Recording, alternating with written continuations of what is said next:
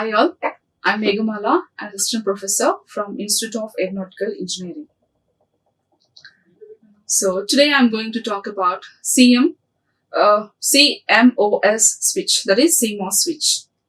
So basically we all know as a electronics student, like we'll be knowing what is a switch. Okay, the transition takes place from the on to off, and from the off to on is nothing but the switch. So here in the electronics devices, we have different types of switch which are made from different transistors, right? So here, when it comes to CMOS switch, CMOS is a semiconductor metal oxide, complex metal oxide semiconductor.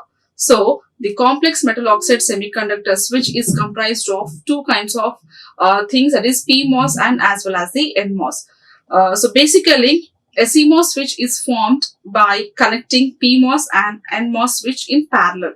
So here, the complex metal oxide semiconductor switch, it is nothing but it is comprised of two kinds of switches which are connected in parallel, that is PMOS and as well as the NMOS. So the input leads are connected together on the one side and the output leads are connected together on the other side. So as we said that these two transistors, PMOS and as well as the NMOS transistors, when they are connected in parallel, we are calling it as a CMOS switch. So here one side, the positive, the input leads are connected to the one side and the output leads are connected to the other side.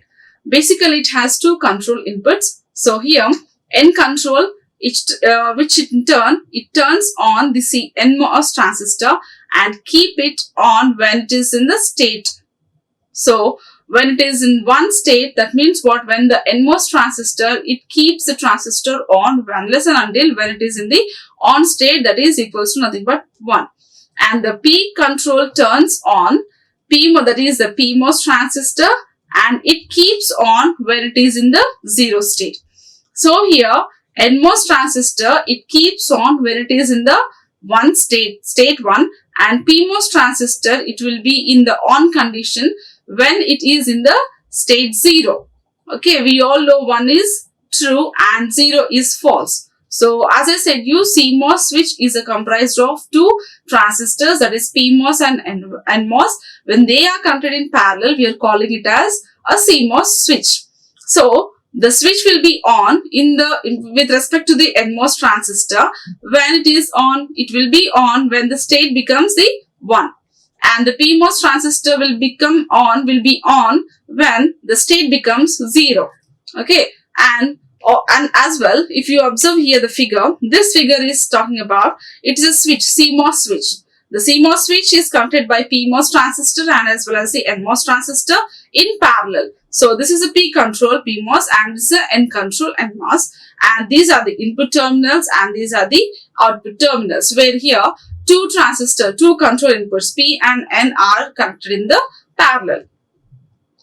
And the CMOS switch is instantiated as shown below. How the instantiation of these switches takes place in the Verilog. In the yesterday's class, we have discussed the instantiation of the switches. Likewise, the common instantiation here in the switches, the instantiation in different modules. As we have discussed 4 modules, we have behavioral, switch level, data flow, and gate level.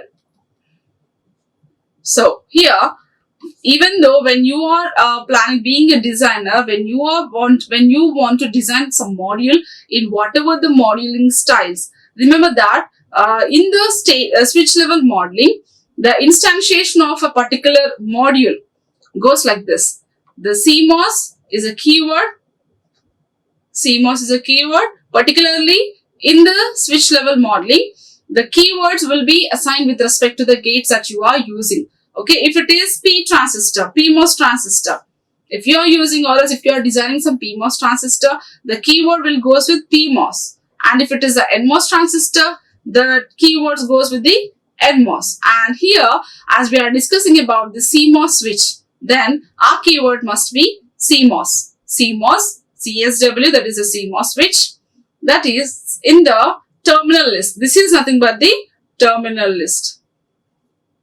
in the usual kind of representation, whatever the combinational or sequential circuits, whatever the circuit that you are designing, usually in the port list, we'll be representing the output port first and then follows with the input ports and then in output, isn't it? Then, but here in the switches, switch level modeling, we have a list, unless like port list, here we have a list called terminal list. So this terminal list consists of the output ports, output terminals first to be represented and then follows with the input terminals. Okay, and then if you have any control inputs, control signal inputs, then that control signal inputs should also be mentioned in the terminal list. So here we are designing now the CMOS switch. So our keyword was to be CMOS, followed with the name of the designing module, that is CMOS switch.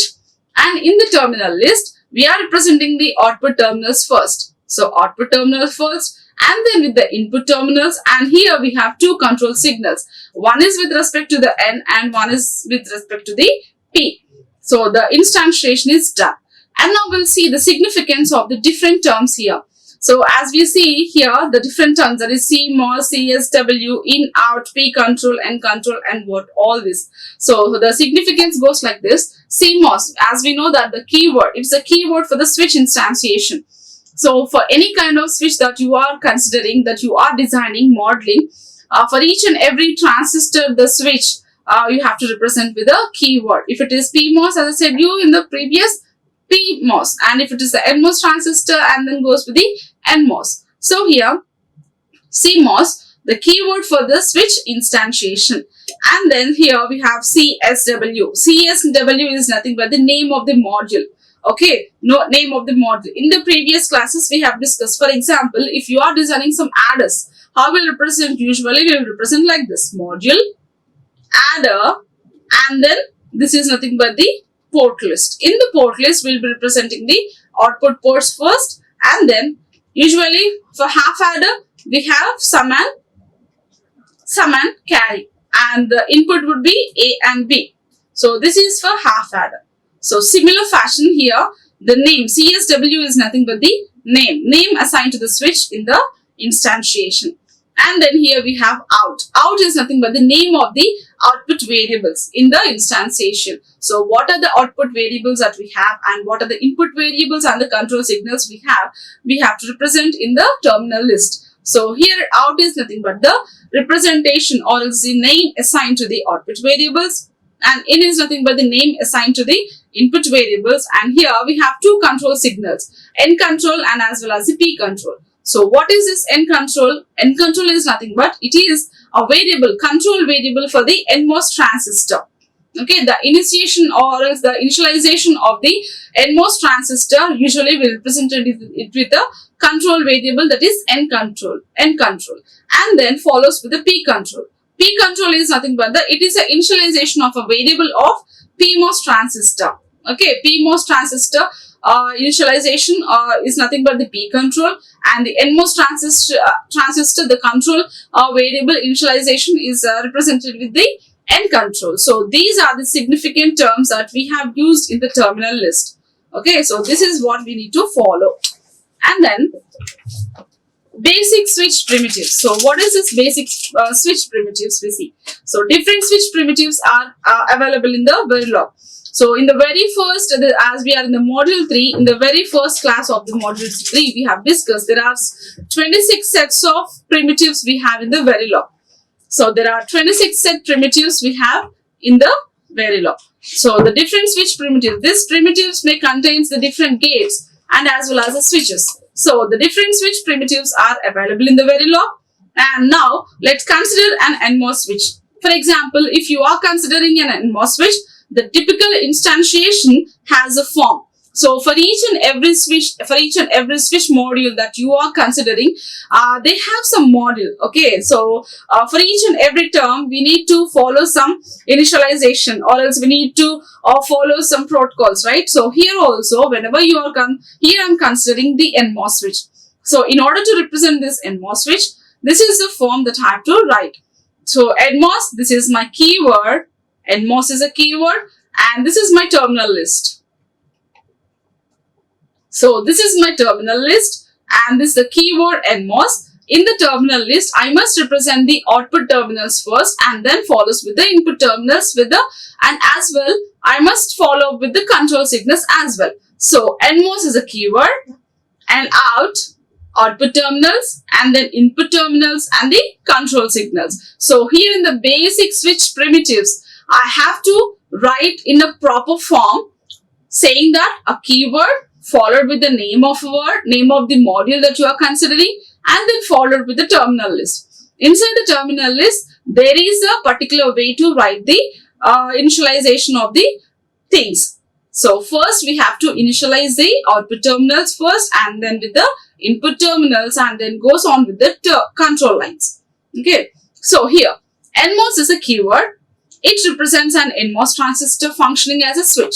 So here, as we are discussing about the NMOS transistor, so my keyword will goes with the NMOS. So we have to represent with respect to the NMOS as a keyword. And then the switch has three terminals: in, out, and control.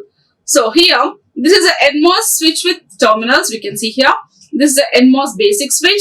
It has input, output, and the control.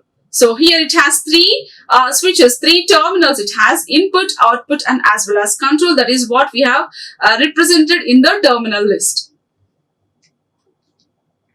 So here we'll see the mechanism, how this NMOS switch works. So when the control input is 1, that means when the C is equals to 1, 1 is known as the high state, isn't it? We all know 1 is a high state and 0 is a low state, isn't it? So when the control signal, or when the control input is 1, that is high state, the switches goes on.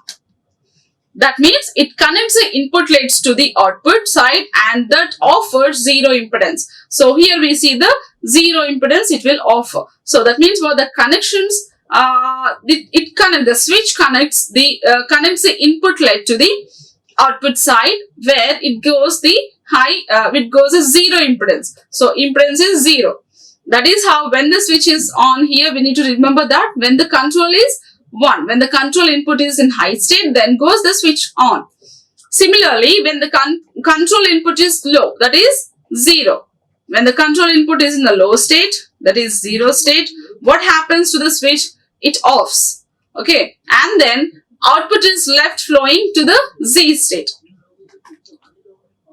Okay. So here the impedance is 0, and here its impedance is don't care. But the thing you have to remember in the NMOS transistor is that when the control input is 1, the switch goes on. When the control signal is low, that is 0, then the switch goes off. Then if the control signal is in Z or X, we all know what is Z or X, isn't it? Z is a high impedance state, whereas X is a don't care condition. Okay, so if you find anywhere the control input is Z or X, then the output may take the corresponding values. So here we see the the output will goes to the either 0, 0 or the don't care conditions. That is what the sentences states. And then we'll see with respect to the PMOS transistor. Till now we have discussed about the NMOS transistor. In the NMOS transistor, we discussed that when the control signal is 1, the switches goes on. When the control signal is 0, the switches goes off. Isn't it? This is what we have seen. And now we'll move on to the PMOS transistor. So what is this PMOS transistor? How it functions as a switch? So this PMOS transistor also, it has 3 terminals: in, out, and control, as well like the NMOS transistor. So the initiation of this PMOS transistor goes similarly like the NMOS transistor, that is, but the only difference is that here we are considering the PMOS transistor, right? So our keyword must be PMOS. So PMOS, and in the terminal list, as usual, we must represent the out, in, and the control. So for this, this is a PMOS with the 3 terminals: input, output, and as well as the control. So that is what I have mentioned in the terminal list. And then we'll see the mechanism, how this PMOS transistors works on. So here we'll see when the control signal is 1, that is high state. When the control signal is 1, we see the PMOS transistor, it switches to off condition, off state. So here the output is left floating. When it is off, the output is just simply, it just goes on. When the control is low, when the control signal is low, that means 0, then the switch is on. The switch is on. That means what? Here the input is connected to output and the output is at the same state as input. So here input is connected to the output and then output goes with the same state. This is what we have seen, right? This is a control signal.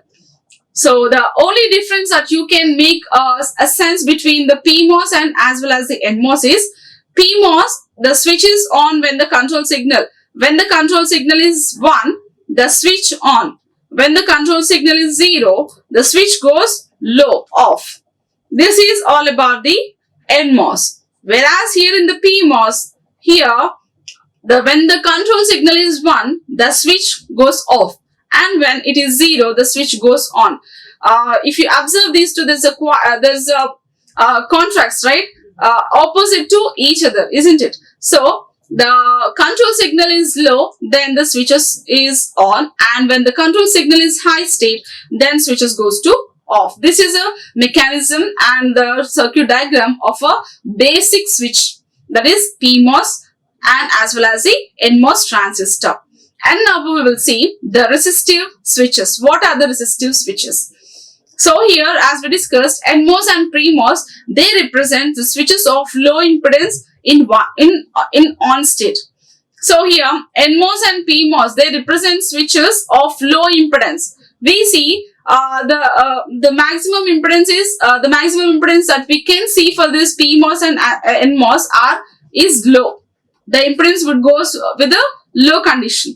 Whereas for resistive switches usually we represent the resistive switch. For NMOS transistor, the resistive switch is NMOS. And similarly for PMOS, we represent RPMOS. NMOS is nothing but the resistive NMOS, whereas RPMOS is nothing but the resistive PMOS. So these are represented with the resistive counterparts of this respectively. So the resistive switch for NMOS is RNMOS and the resistive switch for PMOS is RPMOS. So here how the initialization takes place. Resistive switch for NMOS, similarly like the previous one, RNMOS, in the terminal list output 1, input 1 and control 1. And coming to RPMOS, okay, the resistive switch of PMOS transistor, RPMOS, in the terminal list output 2, input 2 and the control 2. So this is how we represent the initialization of the resistive switches with respect to the NMOS and as well as the PMOS transistor. So here we'll see in detail, we'll discuss what is this resistive switch of NMOS and PMOS, how the mechanism, how it works, okay, how it works as a switch, in which conditions. So here the RNMOS, that is with respect to the resistive switch with respect to the NMOS transistor, the RNMOS, this is a case that we are considering now. The RNMOS, if the control input is high, the switch is on, isn't it? It is similarly like the NMOS. NMOS transistor also we have seen that if the control signal is 1, what we have observed? We have observed the switch is in on condition. If the control signal is 0, the switch goes to off state. And similarly, in the resistive NMOS transistor as well, if the control input is 1 is high state. If the control input is 1, then the switch is in on state. That means what? It functions as a definite resistance. Okay. And then, if it connects input 1 to output 1 through a resistance. So here, as we are discussing about the resistance switch, we say that for you with respect to the NMOS transistor, that is RNMOS, we are seeing that when the control signal is 1, this switch is on. That means what? The input directly goes to the output with respect through a resistance. Next, when the control signal is 0, that is low state, we see the switch is in off. And then what happens? When the control signal is 0, obviously the switch goes to off state. In the off state, we see the output is floating. Okay, there is no restrictions, or else there is no way of stopping the output. It continues, or else the floating of the output will goes on. It leaves the output one floating. And then coming to the RP-MOS. So this is about the RN-MOS. It is similar like the NMOS transistor. And now we will see the resistive PMOS transistor. The resistive PMOS transistor is also same like the P transistor that we have discussed a minute back. So the RP-MOS switch is on when the control signal is 0. So here when when the control input, when the control signal is 0, we see the switch is on. This is in case of PMOS, RP-MOS.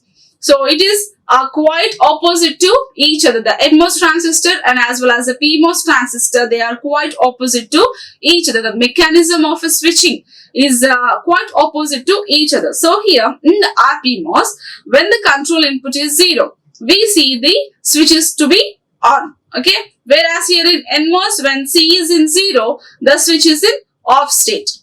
So it insert a definite resistance between input and the output signal, but retains the signal value. So here, as it this condition states that when the control signal is 0, the switch is in on state. That means what? It retains a signal value. Okay, it retains a signal value when the input is connected directly to the output. It retains the signal value.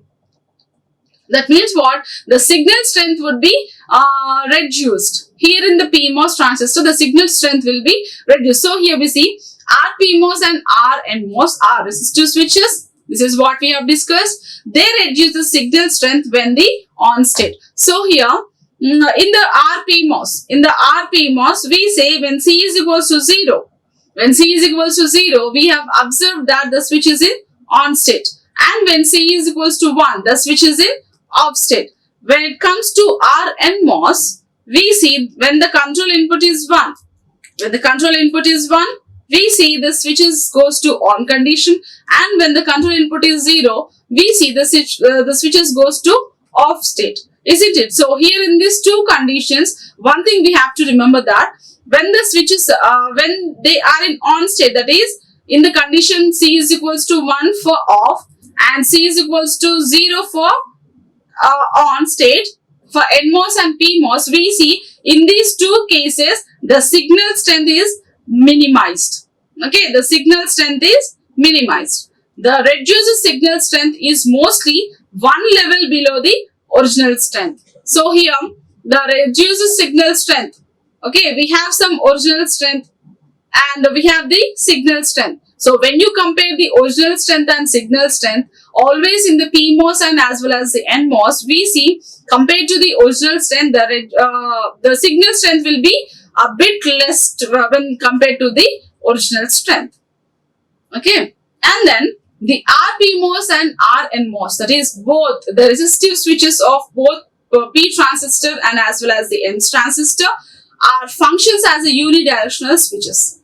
Okay, so these switches are they function the unidirectional, only in one way direction. Okay, there is no two-way direction but only one-way direction. So they both function in a one-way direction, that is called a unidirectional switches, and the signal flow is from the input to the output. Okay, if it is a bidirectional, then we could see the output, the signal flow, sometimes it would be from input to the output and as well as from the output to the input if it is a bidirectional. But as we are saying that RPMOS, the resistive switches of PMOS and NMOS, they are, or else they function the unidirectional switches as they are in the, as they function the unidirectional switches. So they only, the signal goes from the input towards the output side. And coming to pull up and pull down switches. So what is this pull up and pull down switches? We'll discuss. A MOS transistor, it functions as a resistive element when in the active state. So here the MOS transistor, metal oxide semiconductor transistor, functions as a resistive element.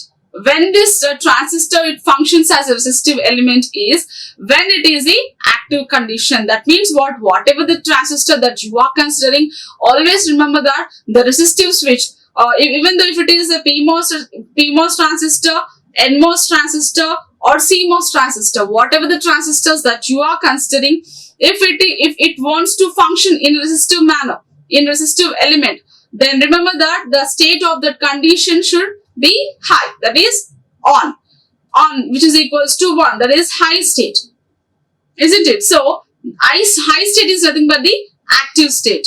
The sentence talks about very clearly regarding the transition. The MOS transistor functions as a resistive element when it is in the active state. Okay, when it is not in the active state, that means what? When it is in 0. If the output is 0, that means what? If the transistor is in off condition, then what happens? We say that the particular transistor won't act as a function as a resistive element. It only functions as a resistive element only when it gives the active state output. That is, the output goes to high, that is 1. And then realization of resistance is in the form takes less silicon area and in the IC as compared to the resistance realized directly. So here when it comes to the space, so space is one of the one of the limitations that we have to consider. So here when it comes to the space also, it takes very less space. Okay. And then pull up and pull down, they represents such resistive elements. So here pull up resistor and pull down resistor, they represent the resistive elements, and a typical instantiation has as a form pull up X usually and pull down Y. If it is pull up, represent with pull up X, and if it is pull down, represent with pull down Y. So here we see the net X is pull up to the supply one through a resistance. So here net X is nothing but the variable. So this variable we are representing it with the supply one through a resistance. Okay, we are talking about the resistance, right? Pull up resistance and pull down resistance. So here net is nothing but the variable. So the net X, variable X is pulled up to the supply one through the resistance. As it is pull up resistance, so here the supply is 1. If it is pull down resistance, then the supply goes to 0. So this is all about the pull up X. And then goes with the pull down. Pull down, we are representing it with pull down in the brace Y. So here pulls Y down to the supply 0 level through a resistance. So as it is a pull down resistor, that means what? It pulls down the supply to 0.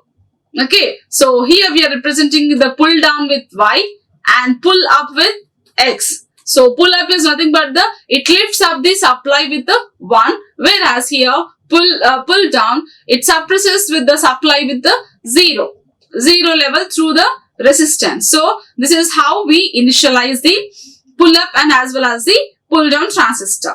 And then the pull up and pull down primitives. So these are the primitives and they can be used as loads for switches or to connect the unused input ports to VCC and ground respectively. So here we see the uses of pull up and pull down. In what manner they can use. They can help a designer in order to develop some circuit, in order to develop some module. So here the the pull up and pull down primitives, how they can be used as? They can used as loads. First point is pull up resistance and pull down resistance. They used as loads for switches, or they can connect the unused inputs, that is to VCC or ground. That means what? This pull up resistance and pull down resistance directly they can connect to the ground or VCC. Okay, ground or VCC. So this is how they help us. This pull up and pull down resistance already they are inbuilt in the Verilog primitives. Next, they can also form loads of switches in logic circuits. So here in the logic circuits, they form loads as well. And now the default strengths of pull up and pull down are how the signal strength, how the strength can be how the strengths can be initiated. Okay, how the strengths can be represented is, for pull up, the default strength is represented as pull 1, pull up, pull 1, and then pull down, where the signals is 0, right? It drops the signals to 0. So it is pull 0 respectively.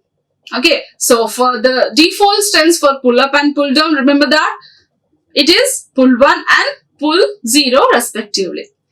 One can also specify signal values for the respective nets. So here the signal strength, signal values, we can represent in terms of nets. Nets are nothing but the variables.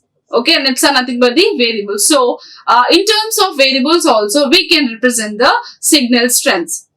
And then, for example, here we see for pull up, pull up, strong one, this is a signal strength. Okay, signal strength, strong one, as it is pull 1, the strength is 1. If it is pull 0, the strength would be 0. So it is pull up, in the braces, the signal strength we are representing it with strong 1 and X. So here, it specifies a resistive pull up of net X. Okay, variable is nothing but the net X.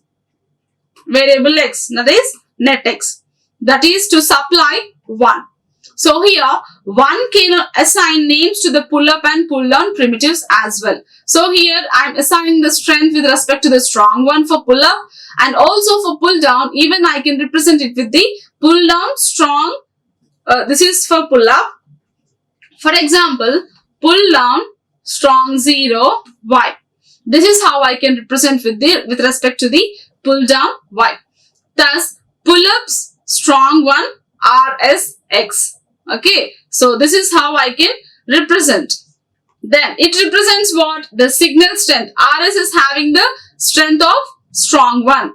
Okay, so this is the representation of the pull up with respect to the signal strength. So this is all about the CMOS switch. So here we have discussed about what is a CMOS switch, what is a switch, and what is a CMOS switch. It's comprised of PMOS and NMOS transistor as well. When they are connected parallelly, we call it a CMOS switch. Okay, and also how the initialization of a particular terminal list with respect to the CMOS we have seen, and coming to the pull-ups and pull-downs, and as well as resistor switches. Resistor switches pertaining to the NMOS and NMOS transistor and PMOS transistor, they both are quite similar, but here the thing is, for resistor transistor we are presenting only R. Okay, R PMOS and as well as R NMOS. Okay, and the rest of the things are same. When you are initializing a particular, when you're initializing some particular switch, we have to initialize it with a keyword. If it is with CMOS, with respect to CMOS switch, and then follows with the switch SW and the terminal list. In the terminal list, we are representing the output terminals first, and then the input terminals follows with the control inputs. Okay, when you compare this PMOS and NMOS transistor, the switching of these two transistors are quite opposite. If control signal is 1, in the NMOS transistor, when the control signal is 1, the output is on. The switch goes to on condition. If the control signal is 0, then the switch goes to off state. When you compare it with the PMOS transistor, when the control signal is 1, then the output goes to, the switches goes to off condition, and when the control signal is 0, the switch goes to on state. Okay, this is all about the CMOS switches.